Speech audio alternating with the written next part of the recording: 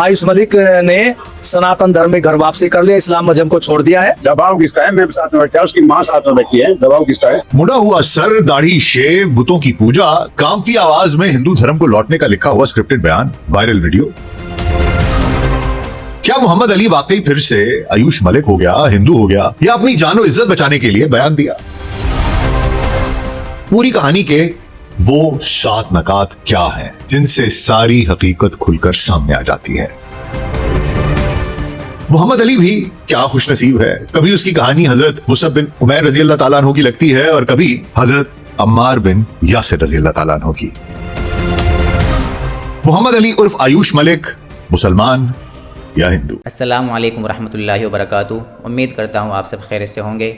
आज की इस वीडियो में हम एक ऐसे मामले पर रिएक्ट करेंगे जिसने मंगल के रोज़ से सोशल मीडिया पर ज़बरदस्त बहस छेड़ रखी है। आयुष मलिक या फिर मोहम्मद अली, जिनके बारे में दावा किया जा रहा है कि उन्होंने फिर से हिंदू धर्म में वापसी कर ली है, लेकिन डॉक्टर नासिर बेग इस मामले को बिल्कुल मुख्तलिफ तरीके से बयान करते हैं। डॉक्टर नासिर बेग का कहना है कि आयुष मलिक की बॉडी लैंग्वेज, लहजा या फिर वीडियो का अंदाज़ ये सवाल पैदा करता है कि यह फैसला उनकी पूरी मर्जी से हुआ है या उन पर किसी किस्म का खानदानी, समाजी या बिरादरी का दबाव था। डॉक्टर साहब का यह भी कहना है कि जब आयुष मलिक ने इस्लाम को कबूल किया था तो उनका अंदाज़ पुरएतमाद और खुलकर था, जबकि इस वीडियो में ऐसा महसूस होता है कि वो अपने सामने किसी तहरीर को पढ़ रहे हो। डॉक्टर साहब ने इसी नुक्ते पर अपना तज्जिया पेश किया है, लेकिन हम यहाँ किसी शख्स, बिरादरी या मजहब के खिलाफ बात नहीं करेंगे, बल्कि हमारा मकसद वायरल मामले और मुख्तलिफ दावों का जायज़ा लेना है। तो आखिर सच क्या है? क्या वाकई में आयुष मलिक ने फैसला अपनी मर्जी से लिया है या फिर कोई और वजह थी? आइए आज की इस पूरी वीडियो में डॉक्टर नासिर बेग के दलाइल और तज्जिए को देखते हैं। Global set podcast doctor Nasir bag के साथ आपकी खिदमत में हाजिर हैं जी। अस्सलाम वालेकुम। सोशल मीडिया पर इस वक्त आयुष मलिक उर्फ मोहम्मद अली या मोहम्मद अली उर्फ आयुष मलिक की एक वीडियो जंगल की आग की तरह वायरल है। वही आयुष मलिक उर्फ मोहम्मद अली जो कल तक पुकार कर अपने मुसलमान होने का दावा कर रहा था, ऐलान कर रहा था, आज इस वीडियो में ये कहता हुआ नजर आ रहा है कि उसने इस्लाम छोड़ दिया है और वो दोबारा हिंदू मजहब में वापस जा रहा है। जैसे ही ये वीडियो सामने आई, सोशल मीडिया पर एक बहस छिड़ गई। बहुत से लोगों का, खुसूसन मुसलमानों का, ये मानना था कि वीडियो जाली है, ये आर्टिफिशियल इंटेलिजेंस या कोई डीप फेक टेक्नोलॉजी से बनी है। लेकिन हकीकत यह है कि ये कोई एआई से बनी वीडियो नहीं है, ये असल वीडियो है और इसकी बाकायदा तस्दीक हो चुकी है। वीडियो के वायरल होते ही हिंदू इसे हिंदू मजहब की फतह करार दे रहे हैं, इसे घर वापसी कह रहे हैं और इस सारे मामले को ऐसे पेश कर रहे हैं कि वो आयुष, जिसका मजहब ब्रेन वॉश करके बदलवा लिया गया था, वापस हिंदू मजहब को लौट आया। इसके इस अमल को सराहा जा रहा है, छाती ठोककर नारे मारे जा रहे हैं, देखो हिंदू जीत गए, मुस्लिम हार गए। हिंदू जीत गया और मुस्लिम मजहब, इस्लाम मजहब हार गया। अच्छा, वहीं हुजूर जो मुस्लिम कम्युनिटी है वो इस मामले पर भटी हुई दिखाई देती है। कुछ सोशल मीडिया पर तबसरे कर रहे हैं, इसे बुरा भला कह रहे हैं, लिख रहे हैं कि ये तो बड़ी बड़ी बातें करता था, अब क्या हो गया, इसका ईमान इतना ही कमजोर था। और कुछ कह रहे हैं कि ये वीडियो जबरदस्ती बनाई गई है और मोहम्मद अली उर्फ आयुष मलिक ने मजबूरी में ये वीडियो बनाई है। तो हुजूर हकीकत क्या है? क्या मोहम्मद अली कमजोर निकला और फिर से हिंदू मजहब इख्तियार कर लिया, या वाकई उसने शदीद दबाव में ये वीडियो बनाई और दिल से अभी भी ईमान पर कायम है? नबी करीम सल्लल्लाहु अलैहि वसल्लम और सहाबा रज़ी अल्लाह ताला अन्हुम की जिंदगी से हमें ऐसी कोई मिसाल मिलती है जहां जान के डर से सिर्फ जाहिरी तौर पर कुफ्र का दिखावा किया गया हो? आज इस सब पर बात होगी। तो हुजूर अगले 10 से 15 मिनट के लिए ध्यान जरा इधर, और अगर हमारा कंटेंट पसंद आ रहा है तो वीडियो को लाइक और चैनल को सब्सक्राइब कर दीजिएगा। तो आइए आगाज करते हैं। अच्छा हुजूर, मैं चाहूंगा कि इस पूरी कहानी का आपको एक मुख्तसर सा रीकैप दे दूं।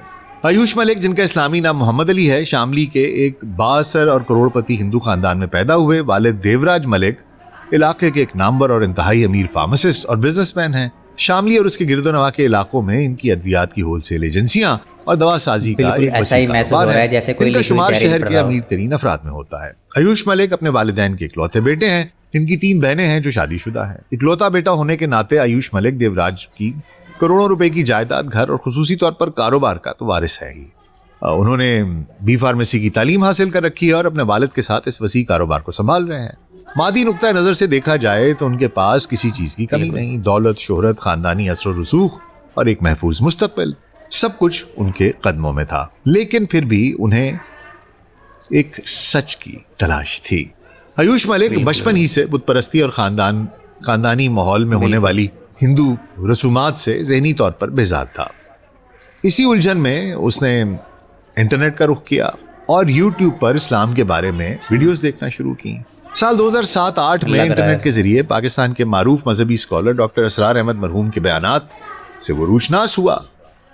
ان کے علمی دلائل، دنیا کی حقیقت پر ان کے خطبات اور قرآن حکیم کی انقلابی تفسیر نے نوجوان آیوش کے دل پر ایسا گہرا اثر چھوڑا کہ وہ آہستہ آہستہ اسلام کی طرف مائل ہونا شروع ہو گیا اور انٹرنیٹ سے ہی دعائیں، نماز کا طریقہ اور قرآن کی چھوٹی صورتیں یاد کرنے لگا۔ وہ گھر کی چھت پر چھپ کر اپنے رب کے حضور سجدہ ریز ہوتا۔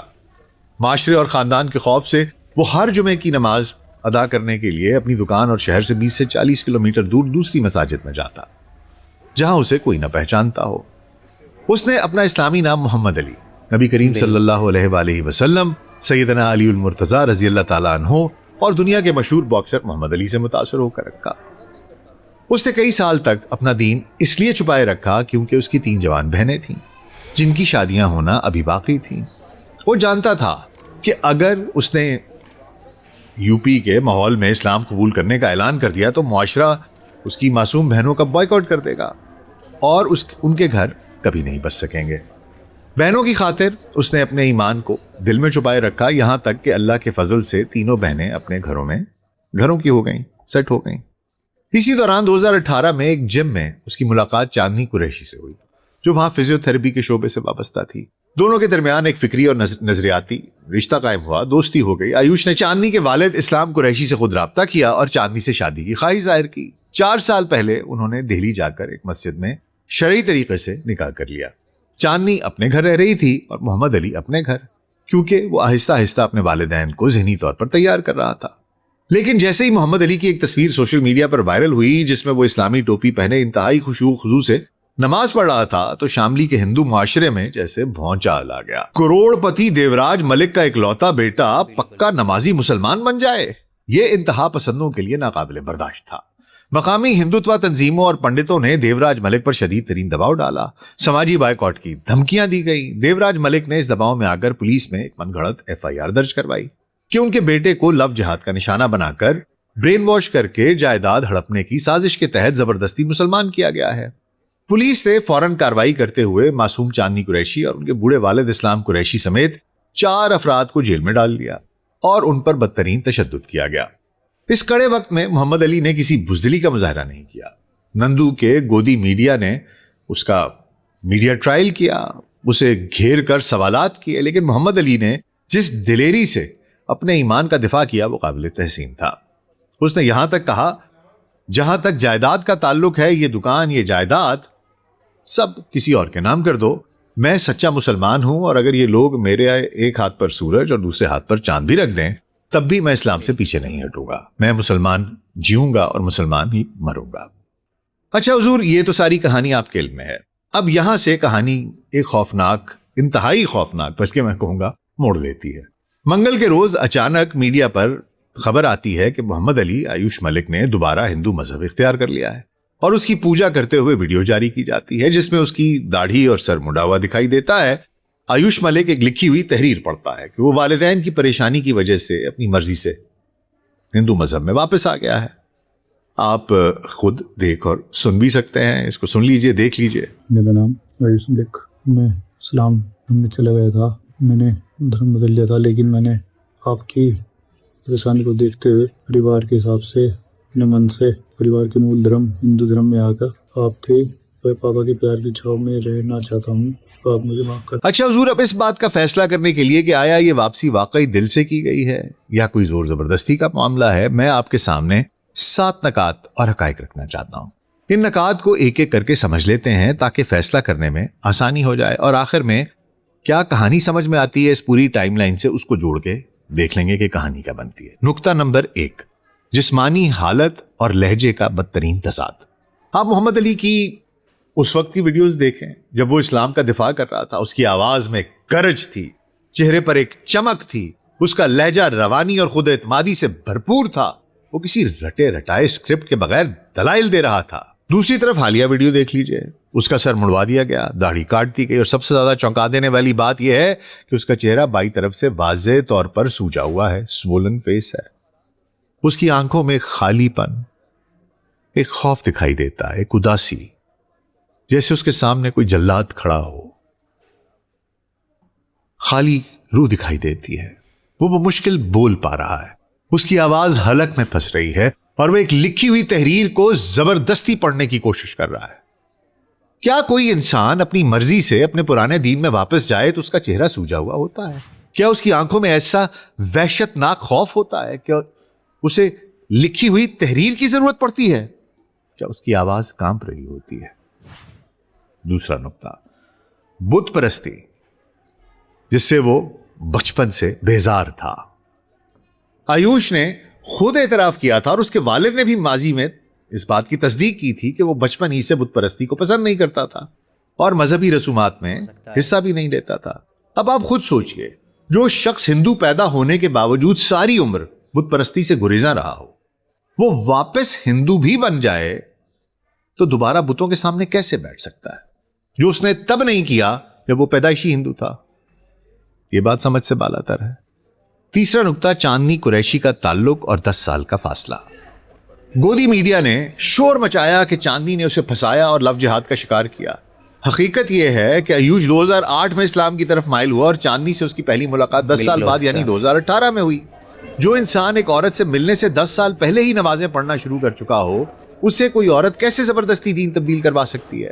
دوسرا سب سے اہم نقطہ یہ ہے کہ اتنے روز کی, اتنے ہفتوں کی تفتیش کے بعد بھی ایسا کچھ سامنے نہیں آیا کہ چاندنی نے محمد علی عرف آیوش ملک سے کوئی بھاری رقم لی ہو, کوئی زیورات لیے ہوں, کوئی پراپرٹی اس کے نام کی گئی ہو, کوئی اس نے اس کو ٹھگا ہو. کیونکہ اگر ایسا کچھ ہوتا تو گودی میڈیا چیخ چیخ کر اس کی تفصیلات بتا رہا ہوتا.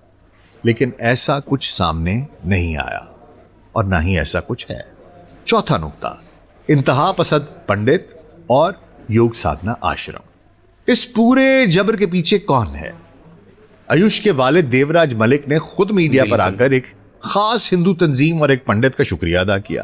یہ پنڈت یوگ سادھنا آشرم کا یشویر مہاراج ہے. یشویر مہاراج نے میڈیا کو انٹرویو دیتے ہوئے فخر سے کہا کہ ہماری مہم کامیاب ہو گئی, آیوش واپس ہندو بن گیا, اور ہم نے اس کے گھر سے تمام مسلم اشیاء ہٹا دی. اچھا حضور, اس کی مہم میں کوئی ہندو مذہب کی تبلیغ تو تھی نہیں, تو اس نے کیا کیا؟ کون سی مہم کیسے کامیاب ہوئی؟ آیوش ملک نے سناتن دھرم میں گھر واپسی کر لیا, اسلام مذہب کو چھوڑ دیا ہے. آپ اپنے گھر میں ہی مندر بنا لیا, دیوی دیوتاؤں کی مورتی رکھ کر کے پوجا کر رہا ہے. یہ یشویر مہاراج پہلے دن سے محمد علی کے باپ اور خاندان کے پیچھے پڑا تھا, اور ان پر دباؤ ڈالتا رہا جس طریقے سے یہ دباؤ ڈالتے ہیں, اور یہی کل مہم تھی. نقطہ نمبر 5 اور 6, والدین اور بہنوں سے محبت. آیوش کی کمزوریاں. آیوش ایک انتہائی حساس اور محبت کرنے والا بیٹا اور بھائی ہے.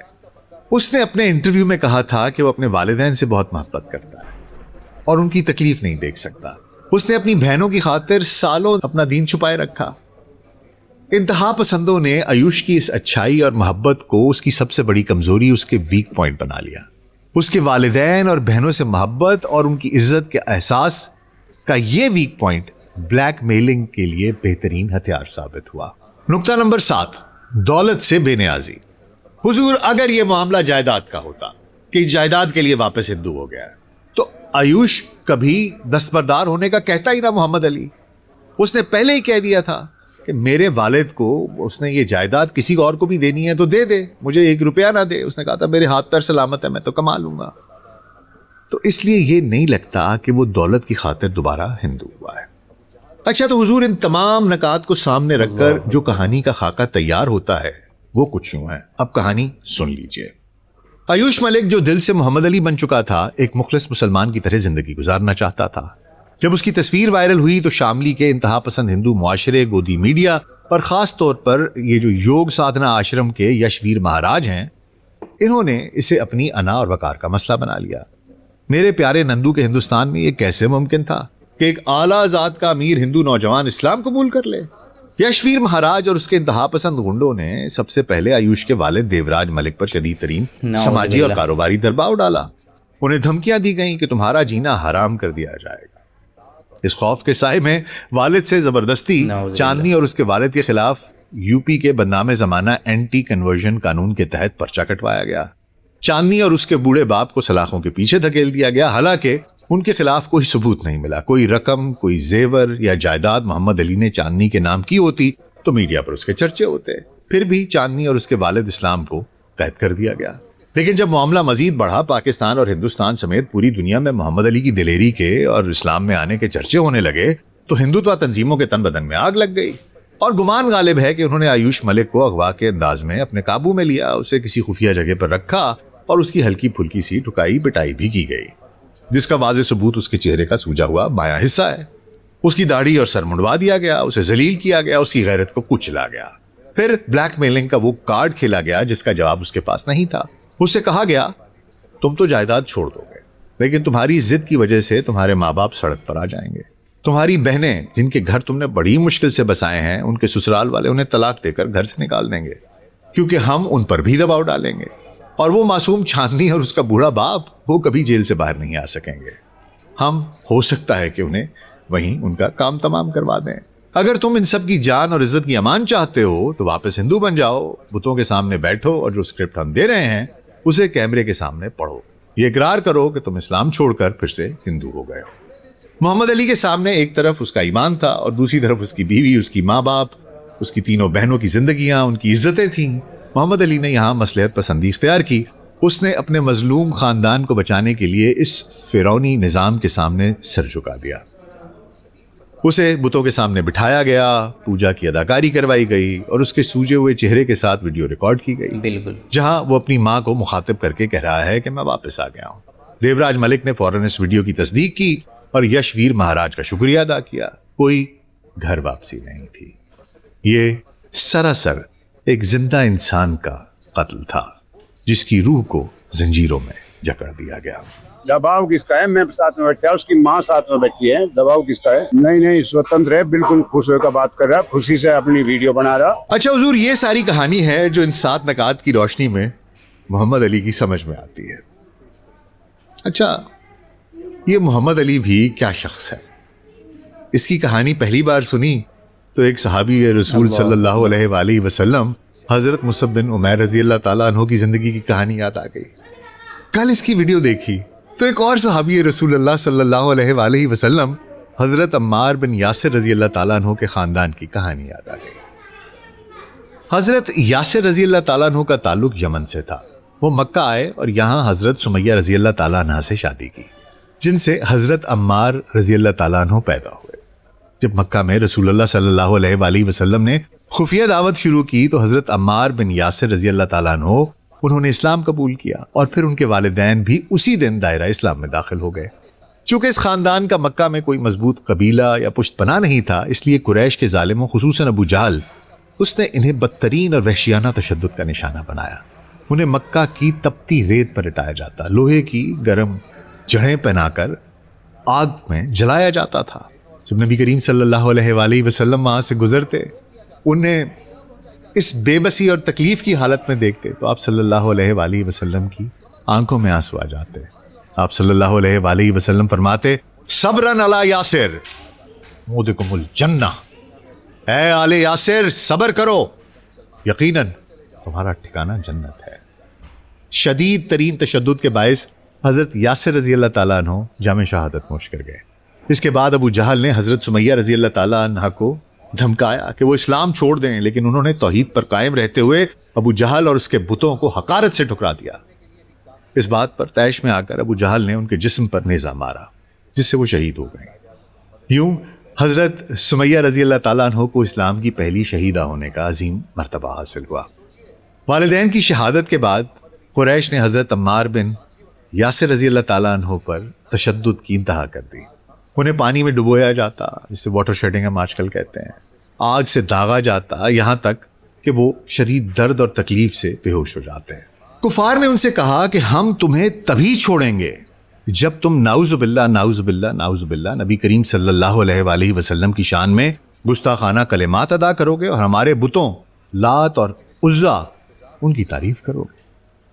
اپنی جان بچانے کے لیے نیند بے ہوشی اور شدید مجبوری اکراہ کی حالت میں حضرت عمار کی زبان سے وہ الفاظ نکل گئے جو کفار چاہتے تھے، جس پر انہیں رہا کر دیا گیا. اب رہائی پاتے ہی حضرت عمار رضی اللہ تعالیٰ عنہ شدید صدمے، ندامت اور آنسوؤں کے ساتھ رسول اللہ صلی اللہ علیہ وآلہ وسلم کی خدمت میں حاضر ہوئے اور عرض کیا، یا رسول اللہ میں تو برباد ہو گیا. انہوں نے مجھے اس وقت تک نہیں چھوڑا جب تک میں نے زبان سے وہ الفاظ نہیں نکالے. نبی کریم صلی اللہ علیہ وآلہ وسلم نے ان کے آنسو پونچھے اور پوچھا، تم اپنے دل کو کیسا پاتے ہو؟ حضرت عمار نے عرض کیا، میرا دل ایمان پر مطمئن اور مضبوط ہے. نبی کریم صلی اللہ علیہ وآلہ وسلم نے مسکرا کر فرمایا، اگر وہ دوبارہ ایسا کریں تو تم بھی دوبارہ جان بچانے کے لیے یہی کہہ دینا پھر سے. اسی واقعے پر اللہ سبحانہ تعالیٰ نے قرآن مجید کی یہ آیت نازل فرما کر حضرت عمار رضی اللہ تعالیٰ عنہ کا دفاع کیا اور ان کے ایمان کی گواہی دی.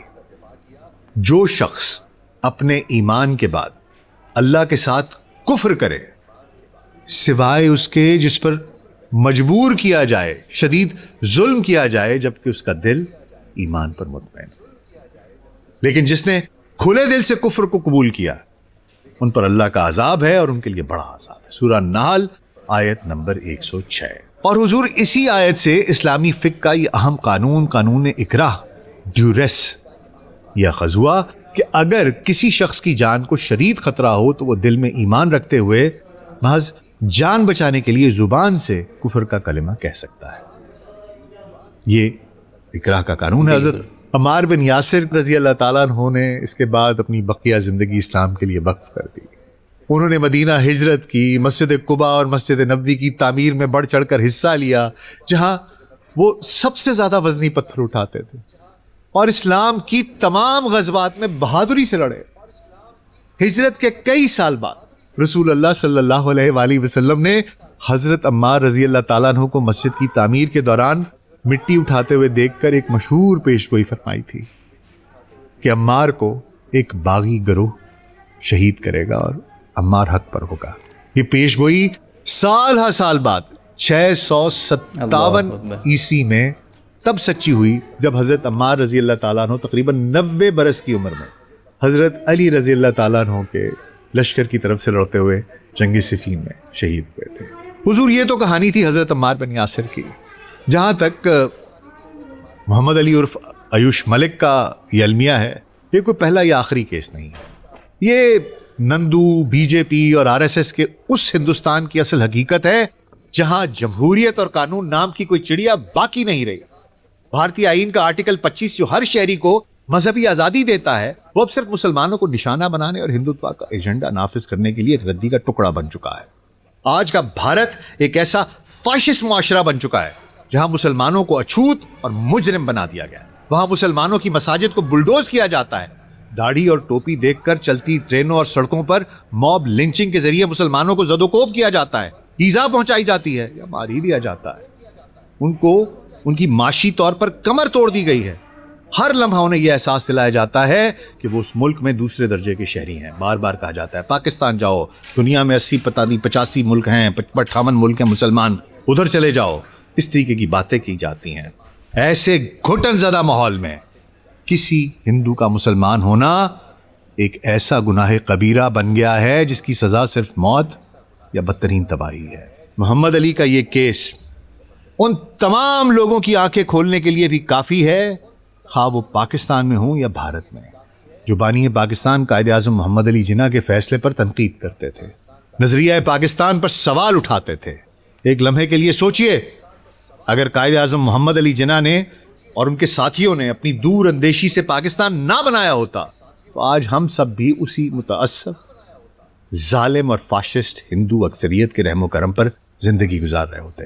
نہ ہماری مساجد محفوظ ہوتی، نہ ایمان، نہ عزتیں، نہ اولاد، نہ جانیں، نہ جائیدادیں، نہ کاروبار. اکثر دوستوں کا پاکستان میں معاشی و سیاسی مشکلات کا شکوہ سر آنکھوں پر اپنی جگہ.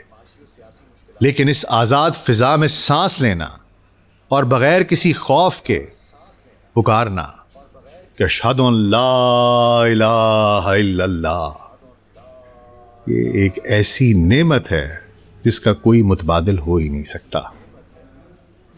कायद आज़म मोहम्मद अली जिन्नाह ने, उनके साथियों ने हमें हिंदुत्व के इस बदतरीन गुलामी के निज़ाम से निजात दिलाई थी जिसका निशाना आज मोहम्मद अली जैसे मासूम नौजवान बन रहे हैं। हुजूर हज़रत सुल्तान बाहू ने फरमाया था कि दिल दरिया समुंदरों डूंगे, दिल दरिया समुंदरों डूंगे ते कौन दिला दिया जाने हूँ। मोहम्मद अली के दिल का हाल या तो अल्लाह जी जानते हैं या खुद मोहम्मद अली जानता है, लेकिन जो कुछ देखा है, जो कुछ पढ़ा है, जो कुछ सुना है, जो अक्ल मानती है, और सच पूछें तो मेरा दिल गवाही देता है कि वो दिल में ईमान पर कायम है। मोहम्मद अली, मैं इतना ही कहूँगा मेरे बच्चे, दिल छोटा मत करना, मायूस मत होना। अल्लाह रब्बुल इज़्ज़त तुम्हारे दिल की हालत से खूब वाकिफ़ हैं, वो तुम्हारी शहरग से भी ज़्यादा तुम्हारे करीब हैं। ये तुम्हारी आजमाइश है, ये तुम्हारा इम्तिहान है। अपने दिल के अंदर ईमान की शम्मा को रोशन रखना। कोई पंडित, कोई इंतहा पसंद गुंडा, कोई फाशिस्ट हुकूमत तुम्हारा ईमान नहीं छीन सकती। अपने ईमान में फ़र्क ना आने देना। हज़रत अम्मार का किस्सा पढ़ो और कायम रहो। अल्लाह तुम्हारी ये दुआ कबूल करे, और सिर्फ तुम्हारे लिए नहीं, हम तमाम मुसलमानों के लिए कबूल करे कि तुम जियो भी मुसलमान और मरो भी मुसलमान। आमीन सुम्मा आमीन। हुजूर, मुझे इस सारे मामले में यही कहना था। आपकी इस सिलसिले में क्या राय है, मुझे कमेंट सेक्शन में ज़रूर बताइएगा कि आपका क्या ख्याल है। क्या वाकई मोहम्मद अली आयुष मलिक बन गया, या वो अब भी दिल से मोहम्मद अली ही है? मुझे आपकी राय का इंतज़ार रहेगा। अपना बहुत ख्याल रखिएगा। शुक्रिया। हम किसी मज़हब, फ़िरके या बिरादरी के ख़िलाफ़ नहीं है, बल्कि हमारा मकसद तो सिर्फ वायरल मामलात पर रिएक्शन करना था।